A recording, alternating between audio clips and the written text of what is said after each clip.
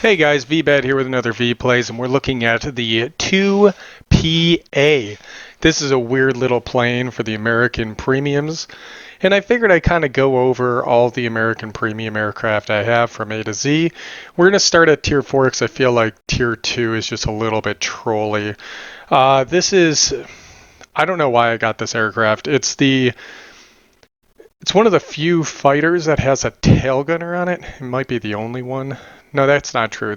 I think the Demon has a tail gunner too.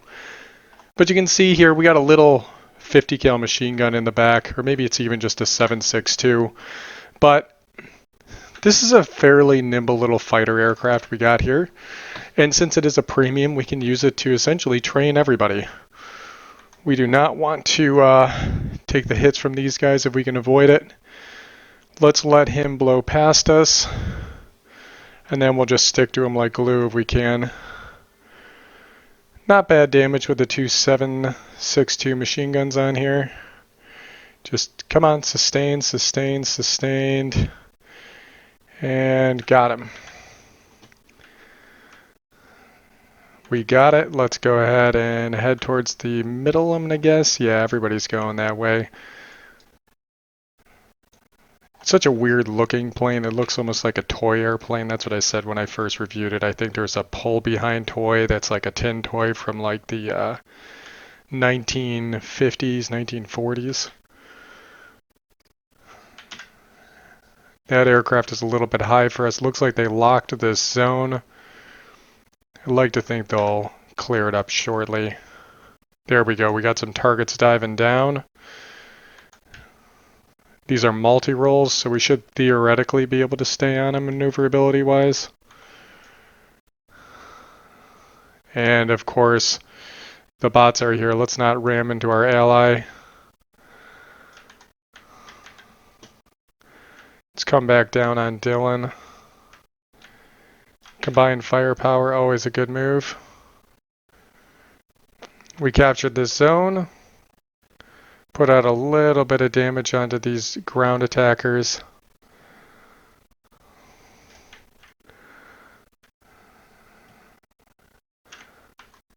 What do we got? We got a couple of multi-rolls rolling in. Our tail gunner started spitting at that guy. There's only a few instances where I'll find myself sitting in that tail gunner, and that's when I have an aircraft behind me. I just can't outmaneuver whatsoever. There's our buddy. That would have been a spot to hop in the tail gunner if we would have overtaken him. Oof. Lost our tail. Come on, Boomerang. Don't want to ignore this guy. Flag 3 has some pretty nasty guns on it. We lit him on fire. That's the nice thing about these little machine guns. Higher chance of fire. And we get to run universal ammunition since we are specialized in the platform.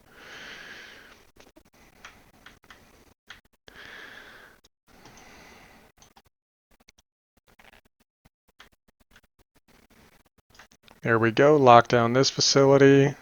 We got some bombers and ground attackers going after the military facility, but I'm not too worried about that. This guy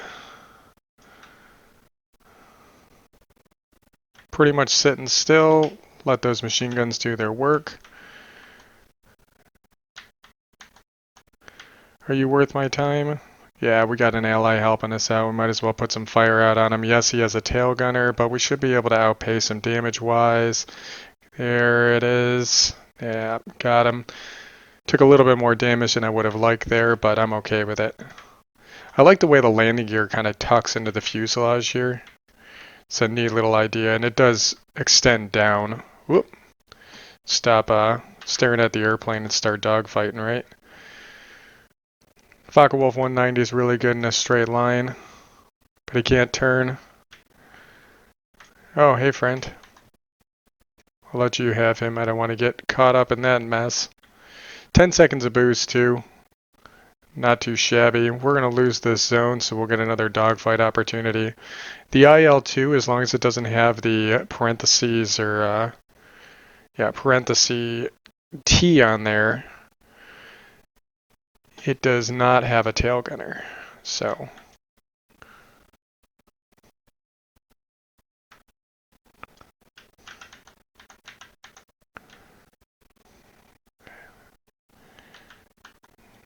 That ME-210 just blitzed by us. The ME-210 is a great platform. I actually reviewed it recently. Let's get low. We're going to have a bunch of aircraft coming in here in a second. And there they are. All just respawned. Don't want to get into a head-on engagement. Oh. Looks like we are target numero uno here for these guys. We do have defensive fire on the turret gunner.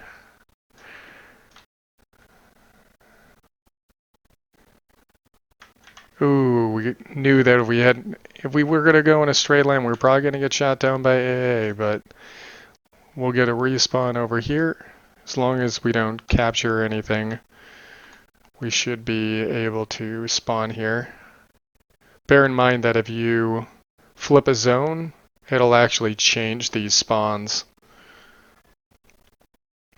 We are bottom tier right now, which is a little bit stinky, but I'm okay with I'm okay with that situation. I like the paint scheme you can get on this thing. It looks really neat. Alright, defending the airfield. Guess that's what we're doing.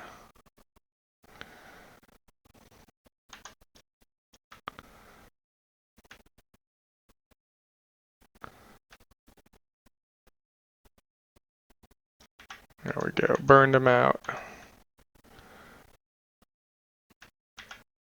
We got a leg 3 heading in. I don't want to give him a chance to get guns on. So we'll just have to maneuver around on him.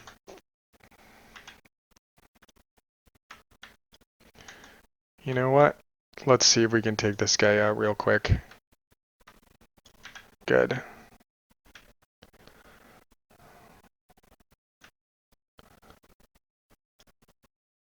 Oh, he is on me.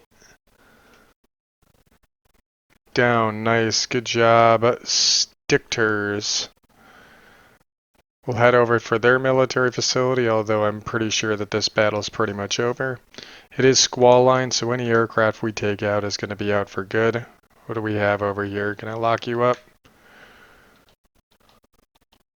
That is another 2 PA. Let's not get hit by that artillery. A little bit of dodging on our part.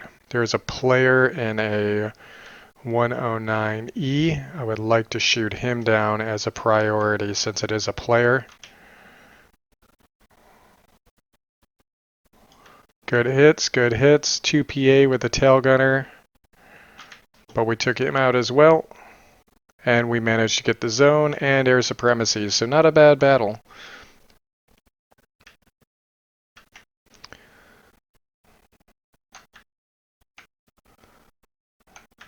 Stikters is doing the lion's share of the work apparently, but game over. Throw up a GG. And that's the 2 PA. Let's get back to the hangar and talk a little bit more about this aircraft. Alright, so here we are back at the hangar. You can see we racked up 9,000 personal points. Respectable. Took out 11 aircraft. We got second place on the team underneath Stikters here in the Spitfire 1 at tier 5, but even one tier below we did fairly well and were able to pump out quite a bit of damage. They actually had a bomber on the enemy team. I did not realize that, but I'm willing to bet that our team was knocking him out pretty systematically since he is a very dangerous target.